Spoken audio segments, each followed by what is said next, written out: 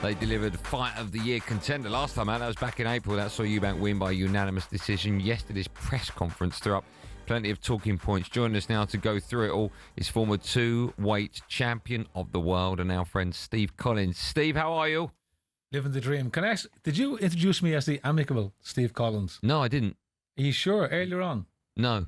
Oh, I thought you I did. don't think that word is in my vocabulary. It would have been nice because it's... Oh, did I? Yes, I did. Okay. Yeah, because it is. I actually thought I heard and I went, oh, I've never been described as that before. Would you like to be known as that? Yeah, that's a compliment. Thank you very much. If I can say that later on, I will. Just Google and see what it means before you say it, okay? And be sure be sure you mean it. I always mean it. It's good to see you. How are you? Well, you know? Yeah, I'm great. You look great. Very good, yeah. Before we talk boxing, you got a text from a mate of yours that's in a cab. Is that right? Yeah, he's my mate, Dean Barron. Okay. He's in town at the moment, warming up, waiting for me to catch up. Okay. I told him the legend I was with. Not me, by the way, Darren Benn. Well, different legend, different. God bless you for that. He said, "Hi, Steve. My message with Darren Benn. Do you want to have a word with him? He knows you're a Spurs fan. Okay. Hi, Steve. Sorry, in Uber at the moment. Darren scored a goal in the last 2 minutes of a game to make it a 4-0 win. I had a bet on a 3-0 win at 33-1. It cost him a fortune. But I still love the guy. Fortune. So there you go. That was. I wonder. I don't know. It was 3-0 when you scored the last one. He had 33-1 on 3-0. Yeah. Maybe an apology. Goal bonus. Yeah. He was all right that day. Right, listen, we've got lots to get through. We'll start off with this highly anticipated rematch. What do you make of the fact that these two fighters are fighting again? Are you pleased? Is it good for boxing?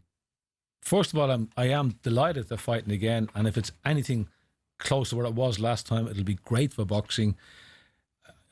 I bumped into Conor recently, and I obviously know Nigel well. Nigel was class as a mate, and I think what happened when I watched the fight, the first third of the fight, I had Conor winning. He had a perfect fight plan, and he went off his fight plan. And his dad said if he'd have listened to us and stuck to the fight plan, he would have won.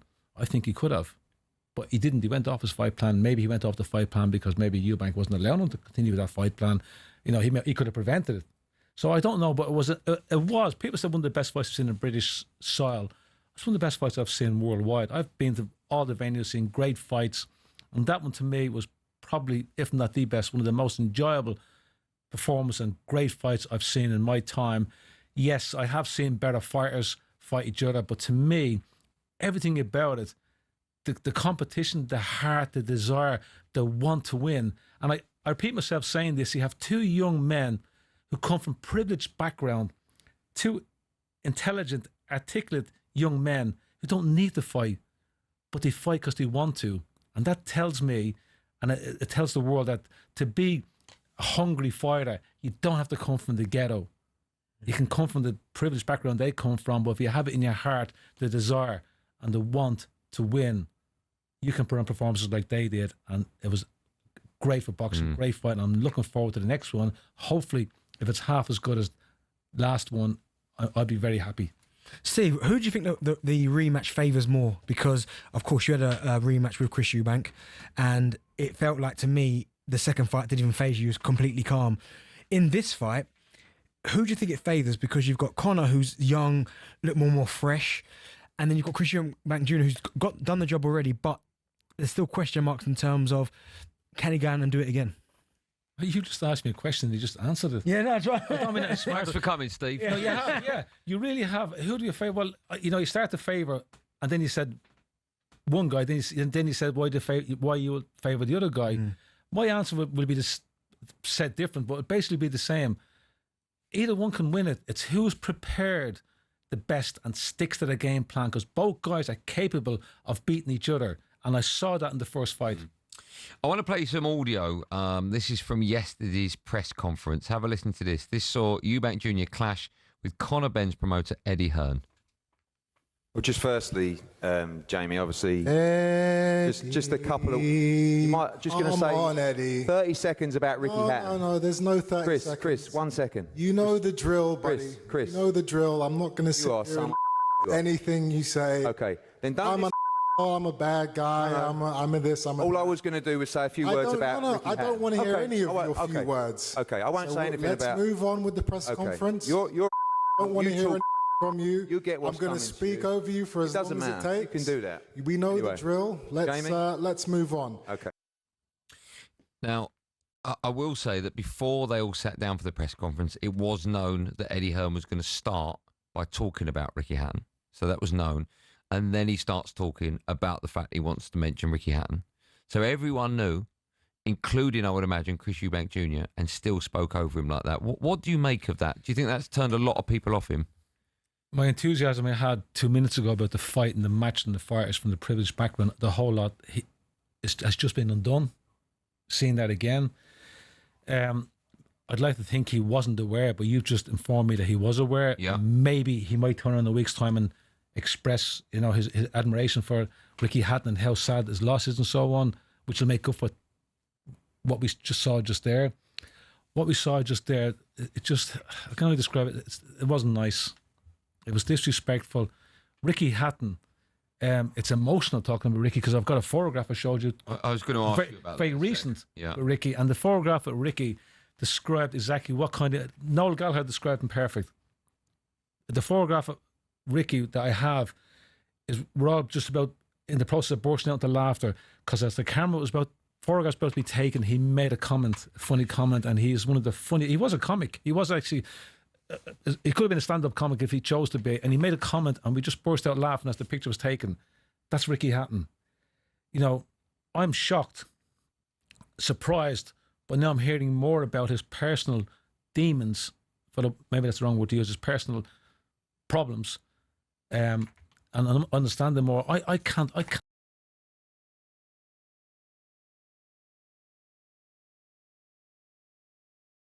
Few fighters I've travelled to see fight. I went to the States to watch him because that's how much I admire his style and his fighting way. But it was totally disrespectful what he'd done. He might turn around in a week's time and say, I apologise. In the heat of the moment, I wasn't really paying attention. I had my agenda and I didn't pay attention to what was being said. I'd like that to come out. If it doesn't come out, I think it's a stain on it, no matter how successful he is. People say, yeah, but he's disrespectful. And I think it's very disrespectful towards Richie Hatton. Do you think he should come out and apologise then? He doesn't have to apologise. And the mindset he has, he wouldn't apologise. I'd understood if he came out and said, look, I was out there as a press conference. I was getting my piece across. I wasn't really paying attention. And I apologise. No disrespect. I don't think he'd have any disrespect for Ricky Hatton. How could you have disrespect for Ricky Hatton if you're a fighter?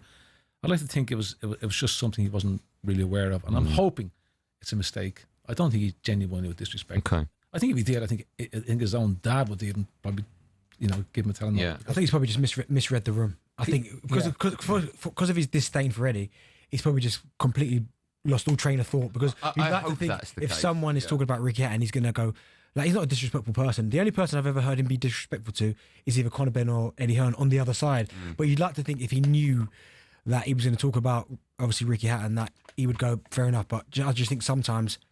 Caught up in it. Yeah. We genuinely like to think that's the situation, yeah. I have to get your view on Ricky Hatton. Did you know each other really well? Well, I've travelled... When you meet people who are in your business in a game and you don't see them for years and you see them again, it's like as if you saw them yesterday. If Ricky walked into the room now, it'd be like I just with him last week. When I saw him, he was just... I remember we done Sports Stars 25 years ago, I think, in Spain. I mean, the crack we had then and the same banter I had last time I saw him was no different. So, I obviously didn't know him because I didn't expect this, but I knew Ricky as a fighter and as a personality and a person whose company I liked and who I got a buzz with and only cheered me up when I was in his company. Okay. We've got you for another 15 minutes. We've got you till 6 o'clock, right? You have me as long as you want. I mean, I'd have it till 10 o'clock at night if I could. My brother-in-law, big sports fan, thinks he's a legend, is in the bar around the corner drinking, waiting for me. So drowning his sorrows after Benny cost him a fortune. The longer we go, okay, the more of a head start he has. Jeez. All right, well, listen, and also we'll come back in a second. We'll talk about your boy, who's also boxing. He's, 23? I mean, and he's called Steve, right? We could see Steve Collins against Steve Collins. Eubank again. I can start talking now, but you won't get to your break. We'll do the break and we'll come back and talk about that. What a fight that would be. More from the legend that is Steve Collins right after this live on Champions League Drive. It's the Champions League drive on talkSPORT. Me, Andy Goldstein, Darren Benn, and the ledge that is Steve Collins with us. Still to come, we'll be asking where Newcastle rank amongst Europe's top sides. Just quickly, the PFA are in talks with Chelsea over their handling of squad outcast Raheem Sterling. I've seen Andy Sassy. Andy Sassy, yeah, Axel Sassy. This is what we spoke about yesterday on the show. Do you remember? Yeah, when I was saying it didn't sit comfortably with me. Sod Heung-min scored a first MLS hat-trick as LAFC beat Real Salt Lake on Wednesday. Right, Steve Collins with us in the studio. Just before the break, Steve, I mentioned the fact that your son is also called Steve Collins, and he's a boxer. Two questions I have for you. One, why do people call their son the same as themselves? What's the thought behind that? Because there's a million names you could choose. Why don't you call him Steve? Oh, my God. Why do dads? Maybe because he was so handsome. It's definitely me. I don't know. Probably, yeah. Is there a reason behind it? I'm just always curious. There's like a million names in the world. You go, you can have the same one. Well, people used to say there's only one Steve Collins. I said, no, there's two. Two now. Yeah. How good a fighter is the other Steve Collins?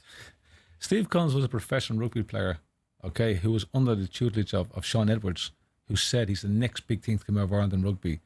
And then he hung up his rugby boots one day and he said, I want to be a boxer because I always wanted to be a boxer. And if it doesn't work out, I'll go back to rugby. And that's over 10 years ago. He's been fighting professional since. Yeah.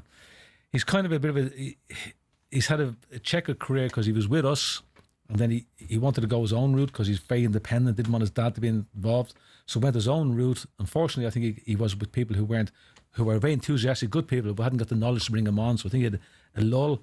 Now he's back in the circuit with better coaches, and he's still looking for his opportunity to get into the Eubank Benn circuit because he's the same weight as Chris Eubank Jr. His name is Steve Collins, and he wants to fight him, but they won't let him in. Why? Who's they? The people who are making money on the Golden Goose. Which brings me back to over 30 years ago. There was a Golden Goose called Chris Eubank, and they wouldn't let me in until there was an opening, and I jumped in, and I killed the Golden Goose. And that's probably why they wanted Steve Collins Jr. in. They may be afraid that he'll kill their Golden Goose. When you say they, do you mean the promoters? The people, the business people in boxing, which are the promoters, yeah. Have you seen enough from your son to think he could beat? I know my son Stevie in the right preparation could beat anybody because he ticks all the boxes. He's tough, dedicated, and intelligent, and has got ability, a lot of ability, and he lives really well. He's a super athlete. When you say they won't let him in, now promoters are all about money, right? It's all about the pound note. Surely that fight would generate millions or could generate millions of pounds. So there is an argument to say they would bite your arm off for that fight. Everything happens for a reason. I think Steve Collins Jr. fighting Chris Eubank now would have been bigger than it was 5 years ago.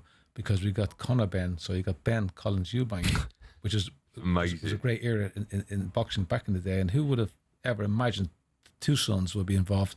But now we have the three amigos from the three amigos. That'd be incredible. Well, he's there. He's on standby. He's fighting in Glasgow on the 4th of October. And telly, can we see it? Yes, it's on.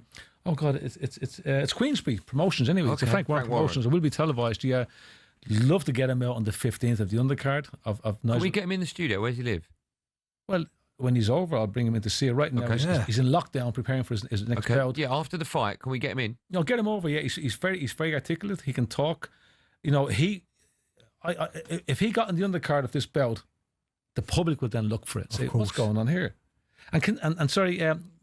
Eubank Jr. wants to fight Canelo. My son is Canelo's twin, and sometimes his nickname is Grand Canelo. So maybe he can fight the Grand Canelo in before he fights the other Canelo.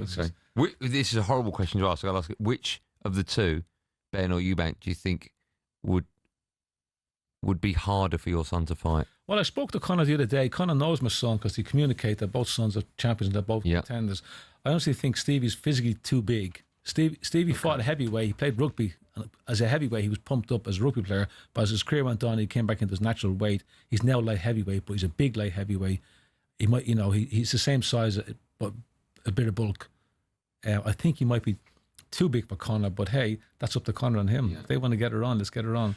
But I like Conor. I don't want to be Conor, but I want to beat up. Yeah, I'm a big fan of Conor. Yeah. I do like Eubank Jr, but I'd like my son to teach him a lesson. You said it there about your son for a little bit wanting to go his own way. Is he still coming back to you though with little dad? Listen, what can I do better? Because I've got a son who plays football, and his coach is telling one thing, but I'm like, hold on a second here, that doesn't make any sense. Do it like not do it fully the way I'm telling you, but I can give my little bits of advice which helped me get to where I got to. Is he not like that with you? Because you're a former world champion. I think he would listen to me on the set, but I think he just wanted to do his own thing, and he's got to the stage now. He said, Dad, they're not letting me in they won't let me in the circuit. Can you help me? And I said, I'll try and make some phone calls and try and get you on the circuit, get you out there. And when the public want to fight, that's when it's going to happen. Well, get him in the studio after the win on the 4th, and we'll make that fight. I've already got you convinced. You're saying he's going to win in the 4th. You are positive. Of course. I'm positive too, yeah. It was your sons, so obviously, definitely 100%. No one's beating him.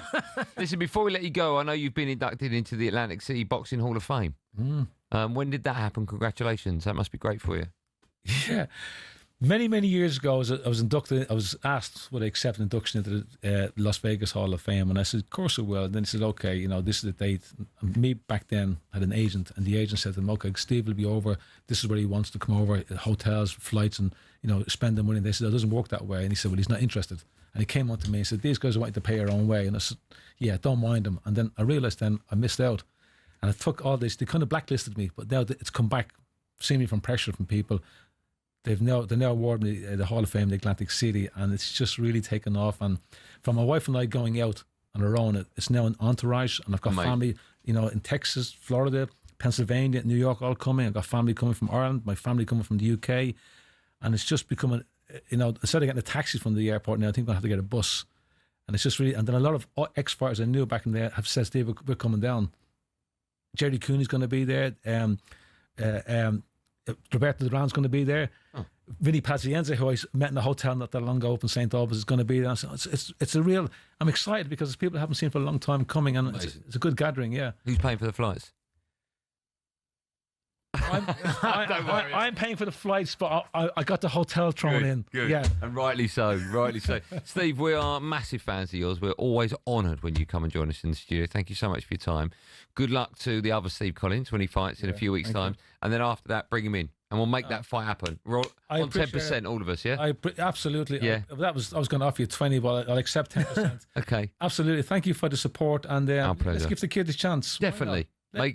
History does repeat itself, The public want it. I'm telling you now, the public want it.